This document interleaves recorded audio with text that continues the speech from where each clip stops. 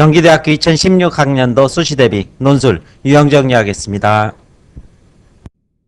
시간은 모두 2시간입니다. 700자 2개 분량인 만큼 시간은 넉넉하다는 것이 일반적인 수험생들의 평가였습니다. 답안지 좌측에 학과 성명, 수험번호를 쓰는 난이 있고 제목은 쓰지 말고 본문부터 곧바로 답안 작성하시면 될 것입니다.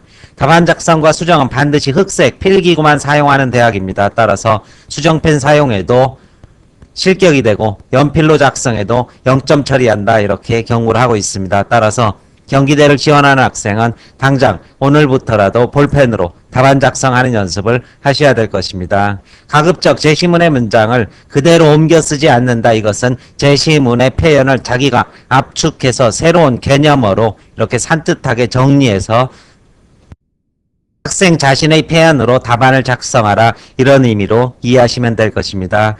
당연히 글자 수는 띄어쓰기를 포함하는 것이 될 것이고, 가장 중요한 부분인데 답안지 안에 낙서 또는 기타 불필요한 표기 그리고 신분이 드러나는 내용이 있으면 실격 처리된다는 사실입니다. 이러한 내용에는 답안 작성 후 맨 마지막 부분에 읽어주셔서 감사합니다, 이런 것도 전부 실격 사유가 됩니다. 시험 끝 만세 이런 표현이라든가 경기대 진심 가고 싶습니다 이러한 표현 모두 다 불필요한 짓으로 점 처리가 되는 만큼 맨 마지막에 마침표 딱 찍은 그 상태로 나오시면 될 것입니다.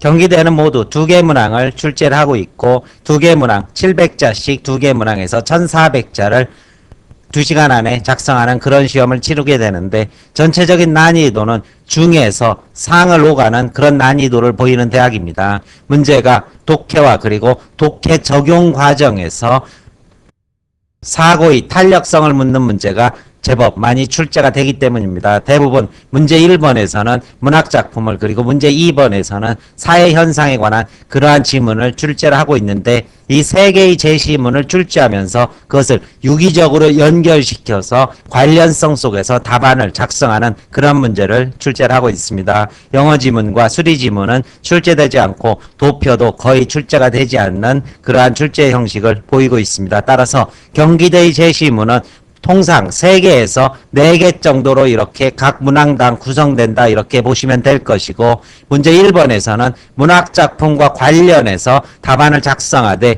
문학작품을 해석하는 과정에서 그 문학에 대한 지식도 필요하겠지만 또 다르게 주어진 관점을 가지고 문학을 해석하는 것이 훨씬 더 중요하다는 사실 염두에 두셔야 될 것입니다. 따라서 A의 관점으로 B의 문학작품을 해석한 뒤 이를 토대로 C가 의미하는 바를 설명하라, 이런 식의 제시문 독해 적용, 유추 적용의 문제를 줄곧 출제를 해왔고, 문제 2번에서는 문학작품이 아닌 사회현상의 역시 제시문 3개를 출제하면서 그것을 관련성 속에서 서술하도록 요구를 하고 있습니다. A를 토대로 B를 비판한 뒤 C에 적용하거나 A를 토대로 해서 B의 한계를 서술한 뒤 대안을 제시하거나 A와 B를 비교한 뒤 이것을 가지고 C를 분석하라, 이런 식의 독해 및 독해 적용과 응용 능력을 주로 출제하는 대학. 따라서 서술 방향은 창의적 서술보다도 엄격하게 대학에서 원하는 그러한 서술 방향을 지키는 답안지를 작성하셔야 될 것입니다. 기출문제의 흐름 잠시 살펴보겠습니다. 2008학년도부터 논술시험을 시작해왔는데, 역시 첫 번째 문제는 관동별곡, 구원몽, 당군신화, 나무로 창을 내겠소, 이와 같이 문학작품을 줄곧 출제를 하고, 두 번째에서는 비문학 지문을 토대로 사회현상을 진단하고 분석하는 그런 문제를 출제를 해왔습니다. 문학작품은 상충곡 등 고전문학과 하급방 교과서, 현대시, 그리고 극문학의 파수꾼 등 장르를 망라해서 출제를 하고 있고, 우리가 눈여겨볼 최근의 기출에도 역시 이 패턴은 계속 유지가 되고 있습니다. 따라서 2015학년도 A, B 유형을 보게 될 때 A 유형에서는 시문학 나무, 그리고 B 유형에서는 시문학 젊은 선수 운전자, 그리고 모의고사에서는 고전문학인 홍길동전을 역시 출제를 하고 있습니다. 그리고 두 번째 문제는 사회현상에 관한 문제를 역시 독해 적용의 출제를 하고 있다는 사실 한눈에 볼 수 있을 것입니다. 따라서 16, 17, 18의 문제가 어떻게 구성되었는지를 한번 살펴보면서 경기대 답안 작성의 최적화 방법을 함께 모색을 해보겠습니다. 먼저 2015학년도 A형입니다. 문제 1번에서는 가를 비판하는 관점에서 가의 기억이 의미하는 시의 특성에 대해 서술하고 이를 바탕으로 나의 시에 어떻게 나타나는지 독해 적용과 응용 해석의 문제를 출제를 하고 있습니다. 따라서 이 답안에 대해서는 다의 관점을 먼저 간략하게 개념적으로 정리한 뒤 이를 비판하면서 가를 활용하는 그러한 답안 작성에 전체적으로 50에서 60%의 원고지를 할애하고 다시 나의 시에 어떻게 나타나는지 나의 시를 해석하면서 다의 한계와 그리고 가의 의미를 적용해서 그러한 중심 키워드를 가지고 나의 시를 서술하는 그러한 방식의 답안 전개를 해주셔야 될 것입니다. 따라서 이 문제에 있어서는 나의 시를 그저 알고 있는 자신의 배경 지식으로 설명하는 것이 핵심이 아니라 나의 시를 설명하면서 다의 중심 개념을 비판하고 그 과정에서 가에서 말하고 있는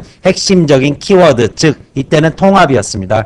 인간과 자연의 통합이라는 키워드를 가지고 답안을 작성하셔야지 높은 점수를 얻을 수 있었던 문제였습니다. 문항 2번입니다. 재심은 가의 문제를 나의 관점으로 이해했을 때 그 문제가 다의 원리로 해결되지 않는 상황을 설명하고 극복 방안을 논술하시오. 여기에서는 독해 적용 그리고 간단한 사고의 확장을 이렇게 요구를 하고 있습니다. 따라서 가는 짧게 어떠한 문제가 드러나고 있다 이렇게 지적을 해주시고 난 뒤 이것을 나의 관점으로 이해했을 때 어떤 해법이 적용될 수 있다. 그런데 다에서 어떤 원리를 말하고 있지만 이것만으로 해결할 수는 없다. 이런 식의 순차적 문제의 지시에 따라서 순차적으로 답안을 작성하고 난 뒤 그것의 극복 방안 따라서 마늘 농가에게 보조금을 지급하는 그러한 극복 방안에 있어서 사고의 확장을 하는 그런 문제로 이해할 수 있었습니다. B형 1번 문제에서도 역시 문학작품을 출제를 하고 있고 재심은 다를 바탕으로 문학의 기능을 서술한 다를 바탕으로 가나의 문학이 담고 있는 삶에 대한 성찰을 비교 서술하라 이런 요구를 하고 있는 만큼 먼저 다를 간단하게 언급하는데 이것에서 두 가지 문학의 기능이 있었습니다. 그 두 가지 문학이 하나씩 가와 나와 대응된다는 사실 기억나실 것입니다. 따라서 이것을 대응시켜서 설명하고 난 뒤 비교해서 서술하시오. 맨 마지막 매듭 부분에서 가와 나는 공통적으로 현대인의 삶에 대해서 반성과 성찰을 요구하고 있지만 재심은 가는 뭐에 비판적 기능에 나는 뭐를 대안을 서술하는 기능에 충실하다. 따라서 공통적인 부분을 먼저 서술하고 어떠한 측면에서 역시 가나가 갈라지고 있다. 이 부분을 명확히 서술을 해준다.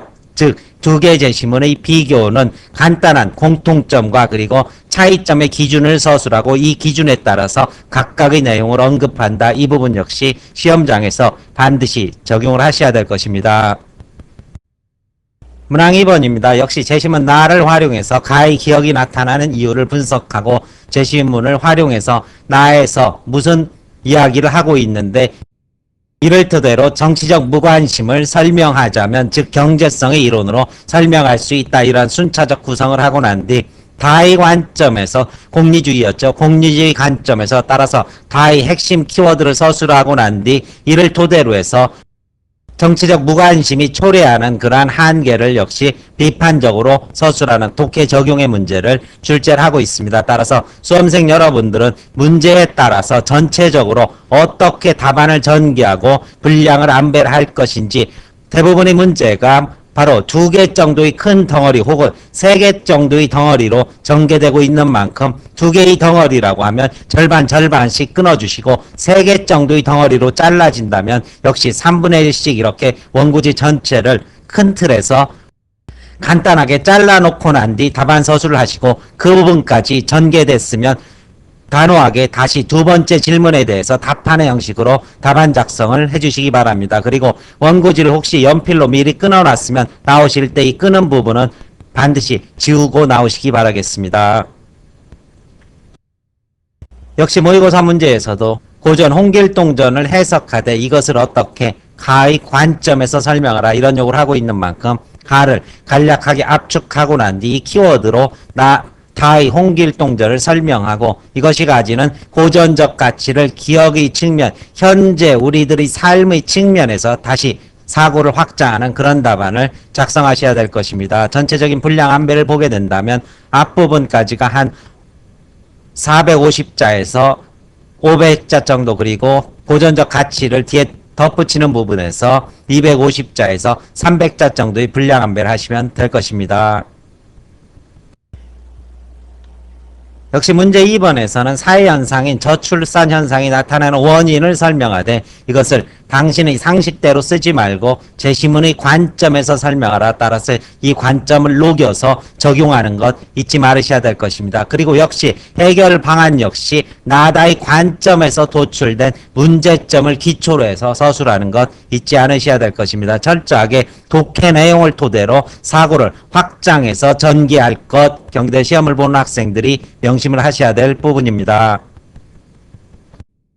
따라서 경기대 문제를 정리한다면 문제 1번에는 문학작품이 출제되고 문제 2번은 사회현상에 대한 이해를 제시문을 토대로 전개하는 그런 문제가 출제가 되는데, 문학작품을 해석하는 과정에서도 관점을 수용해서 반드시 그 관점에 따라서 문학작품을 이해하고 유추해서 나머지 추가 사유를 확장하는 그런 문제가 출제가 된다. 그리고 사회현상에 관해서도 제시문을 토대로 한계를 쓰고 제시문을 토대로 대안을 제시하는 그러한 엄격한 문제가 출제된다는 사실을 반드시 명심해 두시고, 시험장에 가시면 각 제시문의 주제를 읽으면서 압축해 놓고 이 주제들이 어떻게 상호 관련을 맺는지를 큰 틀에서 먼저 설계하신 뒤에 답안 작성을 해주시기 바랍니다. 수험생 여러분들은 실제 시험장에 갔을 때 경기대의 경우 서두를 필요가 없습니다. 여유 있게 시험을 치를 수 있는 만큼 전체적인 큰 틀의 구성과 개요를 짜놓고 난 뒤 답안 작성을 하시고, 구성의 안정성을 위해서 원고지를 사전에 안배하시기 바랍니다. 뭐뭐하고 뭐뭐한 뒤 뭐뭐하라, 이런 식의 구성이 있다면 각각 3분의 1씩 원고지를 끊어놓고 거기까지만 서술을 하셔야지 앞부분에 잔뜩 욕심을 내다가 마지막 후반부를 찌그러뜨리는 그런 실수를 하지 않으실 수 있을 것입니다. 가급적 글씨체를 통일하십시오. 처음에는 아주 정서로 또박또박 쓰다가 나중에 날려 쓰는 답안지는 무척 보기가 싫습니다. 그리고 지금부터라도 반드시 볼펜으로 답안 작성하시기 바라고, 그리고 각 지문에 있어서 소설이나 예화 등 보여주기 지문이 출제됐다면 그것을 어떻게 개념적으로 정리한 주제를 첫 문장에 배치함으로써 명료하고 그리고 정돈된 인상을 줄 수 있을 것입니다. 몇 번 말씀드리지만 토끼와 거북이 이야기가 출제되었을 때 결국 거북이가 토끼를 이겼다, 이것은 단순한 요약이고 사람은 타고난 재능보다 성실함이 더 소중하다, 이것이 주제가 될 것이고, 이러한 주제를 첫 문장에 이렇게 배치해 주시면 보는 사람에게 선명한 인상을 줄 수 있습니다. 원고지 사용법은 공개 해설을 참고해서 한 번 더 들어두시기 바라겠습니다. 경기대 캠퍼스입니다. 그동안 수고 많았습니다. 반드시 합격하시기를 기원하겠습니다. 설명 마칩니다.